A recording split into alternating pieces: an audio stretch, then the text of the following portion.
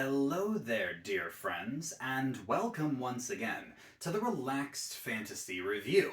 Today, we're getting close to the end of the Eberron Dragonmarks, just a few more to go. Today, we're talking about the Mark of Shadow. The Mark of Shadow is a dragon mark that's specific to elves. Elves have a lot of sub-races in D&D. High elves, wood elves, Shadar-kai, Eldrin elves, astral elves. The Mark of Shadow Elf is simply another selection that you can add to your elven repertoire. This dragon mark changes your sub-race while keeping most of the elven powers that you would naturally get, and then adding a couple awesome ones on top of it. We'll get to the details in just a second, but before we do, I'd like to let you know, Relaxed Fantasy Review has memberships. For just $1 a month, you can support me here on YouTube and get a couple benefits. First, you get a little badge next to your name in the comments, letting folks know that you're a supporter. You also get early access to the videos. I upload videos every other day, and if you are a member of the channel, you get access to them a day before everyone else. If that interests you, you can click the join button just below the video down there. If it doesn't, I still appreciate you being here. Thank you so much for watching the videos and supporting me here on YouTube. So the Mark of Shadow Elves start out with their ability scores chosen for them. +2 to Dexterity, +1 to Charisma. You can't go wrong with that. Those are two of the best ability scores out there. 10 out of 10, 8 out of 10, respectively. Your medium size, 10 out of 10. You have a 30-foot movement speed, which is 9 out of 10. Nothing special, but nothing bad about that. You get dark vision, just like every other elf, so 10 out of 10. You get your keen senses with your proficiency in perception, 10 out of 10 for that, no question asked. Fey Ancestry with your advantage against the charm condition, that's 8 out of 10. And then your trance power, which allows you to take a long rest quicker, that's an 8 out of 10. And then your languages are Common and Elvish, chosen for you, 8 out of 10 as well. So far, so elf. But now we get to the interesting stuff. First of all, Cunning Intuition. This buffs a couple of your key abilities.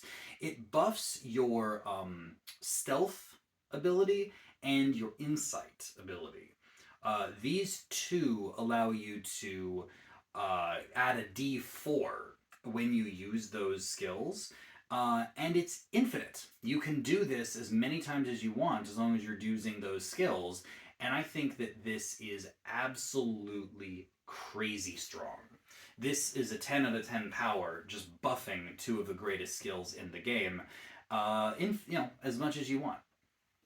Then you get the Shape Shadows ability. This grants you the cantrip Minor Illusion, as well as a free casting once per long rest of Invisibility. Invisibility, one of my favorite spells in the whole game, definitely top tier second level, and Minor Illusion is a great cantrip with a lot of utility power and even combat effectiveness if you know how to use it right. I think that Shape Shadows is one of the best free spells you can get on a race, and it definitely deserves the 10 out of 10. And then finally, you get the Spells of the Mark. This grants you additional spells added to your class's spell list. You still have to choose them, so you don't get them for free. But it's got such staples as Disguise Self, Darkness, Pass Without Trace. It's got some real Whamadine stuff, even greater invisibility at later levels. I think the Spells of the Mark for the Mark of Shadow is super strong, and I say 9 out of 10. It's not perfect, but it's definitely very, very good. Throw in there the free invisibility, the Minor Illusion, and the buff to your stealth, and you are going to be the ultimate stealthy elf. Yes, even more so than the old reliable drow. I think that this is, without question, one of the best elf sub-races, and yeah, I say 9 out of 10 overall, a high 9 out of 10. Definitely a solid pick if you're trying to go full stealth. Rogues, sorcerers, warlocks, there's a lot of classes that value stealth. And this is one of the best picks you could find. And even if you're not a spellcaster, if you're a dex-based fighter or a rogue that isn't an arcane trickster, a free invisibility once per day and the minor illusion cantrip could be worth this on its own. Plus the buff to stealth, and the fact that you're an elf, and elves are awesome. So yeah, 9 out of 10. This has been the Relaxed Fantasy Review. If you enjoyed the video, please like and subscribe down below. Have a look for the join button down there, and keep your eyes peeled for more Dragonmark reviews coming down the line soon. Have a good one, my friends.